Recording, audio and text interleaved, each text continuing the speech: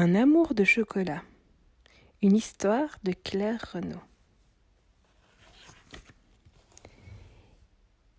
Il était une fois, en Belgique, dans la ville de Bruges, célèbre pour ses chocolats, un chocolat blanc qui était amoureux d'une petite truffe toute mignonne au chocolat noir. La famille du chocolat blanc ne voyait pas d'un très bon œil cette histoire. « Enfin, mon fils, lui disait son père, ce serait plus convenable et plus simple que tu trouves une petite bouchée au chocolat blanc, bien de chez nous, du même plateau que nous par exemple. Mais papa, moi, c'est la petite truffe noire que j'aime. Elle est tellement mignonne, tellement craquante, tellement différente. Les autres sont fades à côté d'elle. Eh ben mon cher, si tu veux vivre une histoire compliquée et vouée à l'échec, je te laisse faire. Maman Chocolat Blanc calma son mari en lui disant « Ne t'énerve pas, mon chéri. De toute façon, ils vont bientôt être séparés. La chocolatière prépare les ballotins de Noël. Et tu sais bien qu'elle ne mélange jamais les chocolats blancs et les chocolats noirs.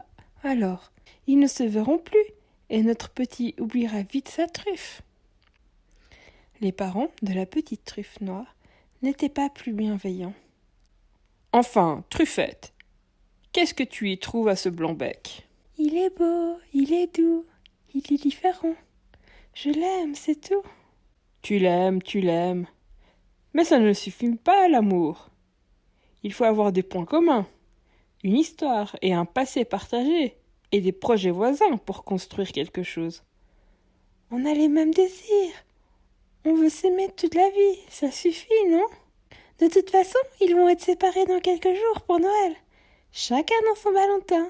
Et on ne parlera plus de ce minot, et tu l'oublieras, ma fille. » Quand la petite truffe noire et son blanc prétendant se retrouvaient en secret le soir, ils pleuraient à chaudes larmes de chocolat. « Nous ne nous verrons plus jamais.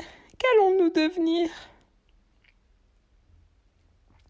Le jour de la préparation des ballotins arriva. La chocolatière prit des plateaux de pralines dans sa vitrine et commença à remplir les petites boîtes. Elle fit un étage de chocolat blanc, glissa une feuille de papier doré et elle s'apprêtait à remplir le deuxième étage avec les mêmes chocolats quand son bras s'arrêta en l'air. « Des boîtes toutes noires, des boîtes toutes blanches, c'est trop triste. Si j'alternais une couche de chocolat blanc et une de truffe noire pour mes clients, ce serait une vraie surprise de Noël. » Le cœur de Truffette tressauta de joie, et quand elle eut rejoint la boîte de son cher chocolat blanc, ils étaient si heureux qu'ils sautèrent dans les bras l'un de l'autre, que le ballotin faillit se renverser.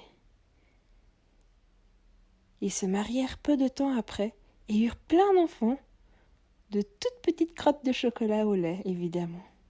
Et les grands-parents, chocolat blanc et truffe noire, devinrent bien gaga avec tous leurs petits-enfants.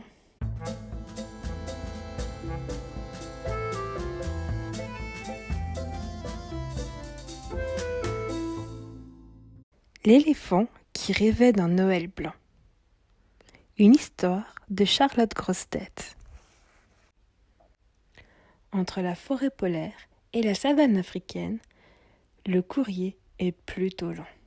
C'est pourquoi Umaru, l'éléphanteau du Niger, et son copain Nanok, le caribou de Laponie, préfèrent s'écrire des mails. Ce matin, Umaru a reçu un message de Nanok. « Salut pachyderme, je te souhaite un joyeux Noël. J'espère que tu ne meurs pas de chaud sous tes tropiques. Ici, les sapins croulent sous la neige. C'est magique. Un vrai décor de Noël. Je te serre affectueusement la trompe.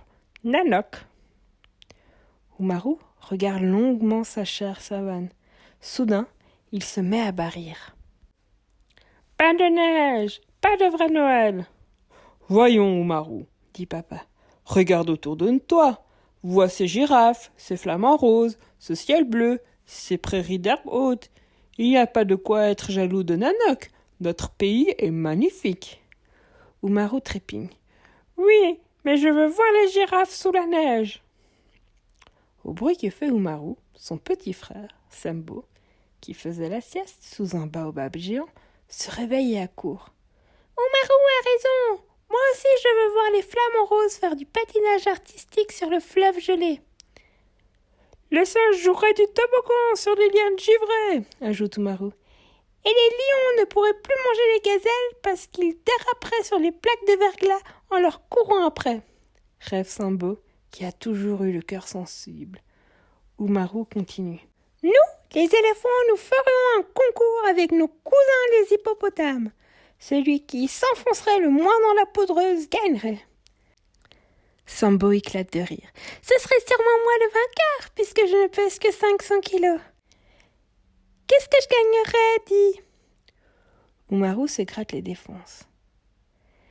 Tout le feuillage d'un grand bananier à déguster pour le repas de Noël. Maman éléphant hoche la trompe en souriant. Sous la neige, mes enfants, les arbres n'ont pas de feuilles. Vous ne trouverez que du sapin à manger. Ça pique un peu la langue. Oh, fait Sambo.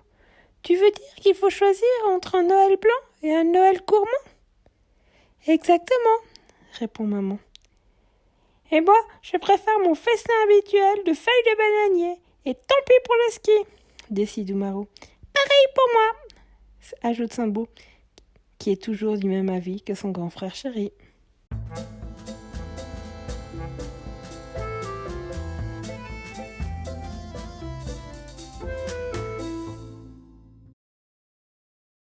C'est fini.